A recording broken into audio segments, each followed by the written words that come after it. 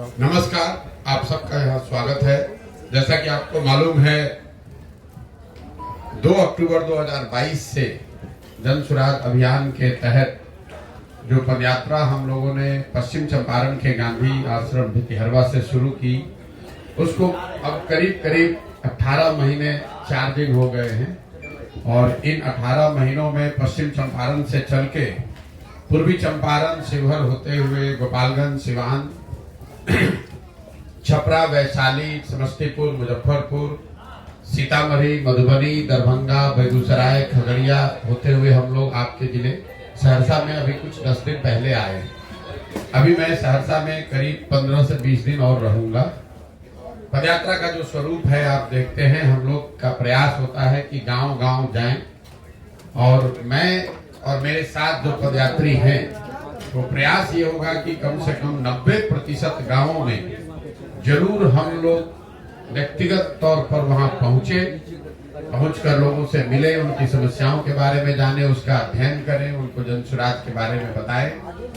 पदयात्रा के जो 3 मुख्य उद्देश्य हैं, वो पहला उद्देश्य ये है कि बिहार, मेरी अपनी जो 15-20 वर्ष की राजनीतिक सामाजिक समझ है, पहले संयुक्त राष्ट्र संघ में, फिर 10 वर्ष राजनीति के क्षेत्र में, मेरा जो अध्ययन है बिहार को लेकर या समझ है, उसके अनुसार बिहार की जो बदहाली, बर्बादी, गरीबी का कारण है, वो उसकी मूल वजह ये है कि यहाँ पर एक तरह से पिछले 30-40 वर्षों से राजनीतिक बंधुआ मजदूरी बन गई है। जैसे देश में पहले गुलामी होती थी, वैसे बिहार में राजनीतिक तौर पर लोगों की गुलामी हो गई है, चाहे वो जात के नाम पर हो, हिंदू मुसलमान के नाम पर हो, या भाजपा के डर से लालू और लालू जी के डर से भाजपा। तो ये जो समस्या है, हम लोग बात करते हैं कि बिहार में सड़क नहीं है, पढ़ाई नहीं है, रोजगार नहीं है, गरीबी है, पलायन है, ये सारी बातें लोगों को पहले से पता है। हम लोग तो आकर एक दिन देखते हैं, नेता लोग आकर उस पर चर्चा कर सकता है, पत्रकार उस पर लिख सकता है, लेकिन जो लोग इस जीवन को जी रहे हैं, उनके लिए तो डेली का काम है। इसके बावजूद वो लोग फिर जाकर वोट उन विषयों को छोड़कर दूसरे विषय पर क्यों देते हैं? तो उसकी ये 4 वजह मुझे जो समझ में आई है कि लोग यहाँ पर अपनी समस्याओं से जूझते हैं, परेशान हैं, लेकिन जब वोट का वक्त आता है तो वोट यहाँ पर मुख्यतः 4 विषय पर लोग दे रहे हैं। पहला, अपनी जाति के आधार पे। दूसरा, जो जाति से बचा वो धर्म के आधार पर। ये मानना कि सिर्फ बिहार में हर व्यक्ति जाति पर वोट दे रहा है, ये भी बिल्कुल सिरे से इसको मैं खारिज करता हूँ।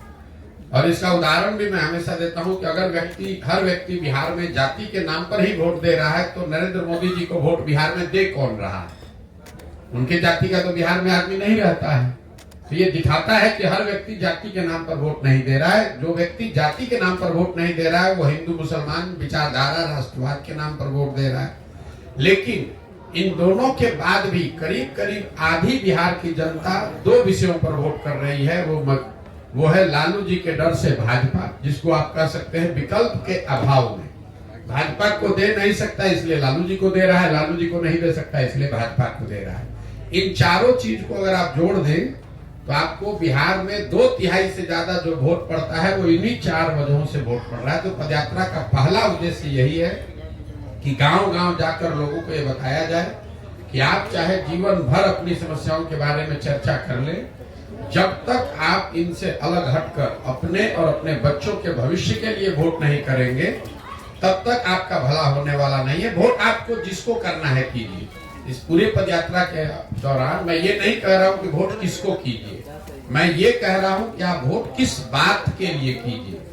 अगर आपको मोदी जी को वोट करना है, मोदी को करो, लालू को करना है, लालू को करो, लेकिन वोट अपने और अपने बच्चों के लिए करो। ये पदयात्रा का पहला उद्देश्य है, गांव-गांव जाकर बताना। दूसरा उद्देश्य ये है कि लोग जो मजबूरी में वोट कर रहे हैं, विकल्प के अभाव में, जिनको समझ है कि हमको जाति के आधार पर नहीं, धर्म के आधार पर नहीं वोट करना है, लेकिन उसके पास विकल्प नहीं है, तो वो विकल्प के अभाव में वोट न करना पड़े, इसके लिए लोगों को हम ये बता रहे हैं कि आप साथ में आइए और आप मिलकर एक नया दल बनाइए। कई लोगों को ये लगता है मेरे नजरिए से कि पहले नेताओं की, दलों की मदद करते थे, अब बिहार में ये क्या नया काम कर रहे हैं। तो मैं आपके जरिए से आपको और आपके दर्शकों को, बिहार की जनता को बताना चाह रहा हूं कि मैं नया काम कुछ नहीं कर रहा हूं। जो काम हम पहले कर रहे थे वही काम कर रहे हैं। पहले मैं नेताओं को, दलों को सुझाव देता था कि किस तरीके से अपने संगठन को, दल को व्यवस्थित कीजिए, कैसे आप किन मुद्दों को लेकर जनता के बीच में जाइए, कैसे प्रचार प्रसार कीजिए, कैसे चुनाव लड़िए, जीतिए। वही काम हम आज कर रहे हैं। फर्क बस इतना है कि पहले दल और नेता के लिए कर रहे थे, अब बिहार के समाज के लिए कर रहे हैं। तो पदयात्रा का दूसरा उद्देश्य है कि लोगों को, समाज को बताया जाए, और जो लोग राजनीतिक तौर पर जागरूक हैं, नया दल, नया व्यवस्था बनाना चाहते हैं, उनको संगठित करके उनकी मदद की जाए ताकि बिहार में एक नया दल, नया विकल्प बन सके। और तीसरा पदयात्रा का जो उद्देश्य है कि अगर लोग सही तरीके से वोट कर भी दें, सही लोग चुनकर आ भी जाएं, तो भी बिहार तब तक नहीं सुधरेगा जब तक बिहार को सुधारने का एक नजरिया, एक प्लान, सोचा समझा विजन ना हो। तो इस पदयात्रा के दौरान एक लक्ष्य ये है कि बिहार के 8,500 पंचायतों का जमीन पर अध्ययन करके, विशेषज्ञों की राय से, लोगों की सलाह से हर पंचायत का एक 10 वर्षीय योजना बनाया जाए, ताकि लोग ये देख सके वोट करने से पहले कि उनके पंचायत को अगले 10 वर्ष में विकसित बनाने के लिए जन सुराज के पास क्या योजना है, क्या प्लान है। उस योजना को बनाकर पहले जारी करेंगे, लोग उसको देख पाएंगे, पढ़ पाएंगे, उनको ठीक लगेगा तो जुड़िए, ना ठीक लगे तो कोई बात नहीं है। तो पदयात्रा में तो इतना लंबा समय लग रहा है, वो इसीलिए लग रहा है कि ये सिर्फ किलोमीटर चलने का मुद्दा नहीं है। ऐसा नहीं है कि मुझको इसको साल भर में करना है कि 2 साल में करना है, 3000 किलोमीटर चलना है कि 8000 किलोमीटर चलना है, कोई चीज निश्चित नहीं है। एक चीज निश्चित है कि बिहार के हर गांव, हर शहर, हर प्रखंड पंचायत तक पहुंचना है।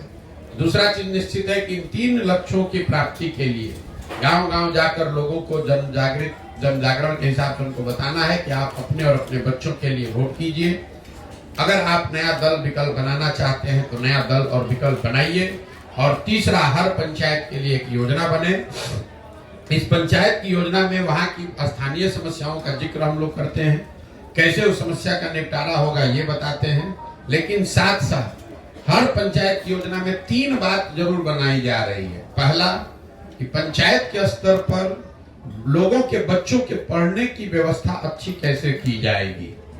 दूसरा, हर पंचायत में 800 से 1200 नए रोजगार के अवसर कैसे पैदा किए जाएंगे। ये आंकड़ा 800 से 1200 इसलिए है कि एक अध्ययन करके हम लोगों ने पाया कि अगर पंचायत के स्तर पर 800 से 1200 नए रोजगार के अवसर पैदा कर दिए जाएं, तो करीब करीब पलायन को यहाँ से रोका जा सकता है। और तीसरा, हर पंचायत में जो खेती अभी हो रही है, वो खेती जो खाने वाली खेती है, इसको कमाने वाली खेती में कैसे तब्दील किया जाए, कैसे लोगों को खेती से आमदनी हो। क्योंकि बिहार में आज जो खेती होती है ये खाने वाली खेती है। बोलचाल की भाषा में आपने सुना होगा, लोग कहते हैं कि अभी पंजाब से यहाँ लौट कर आए हैं खेती करने के लिए, कमाने के लिए लुधियाना जाएंगे, कोयम्बटूर जाएंगे। तो लोगों के दिमाग में जो खेती को लेकर नजरिया है कि खेती खाने का जरिया है, इससे अनाज पैदा करो ताकि अपना और अपने बाल बच्चे, परिवार का पेट भरता रहे। कमाने के लिए लोग मजदूरी करने जाते हैं।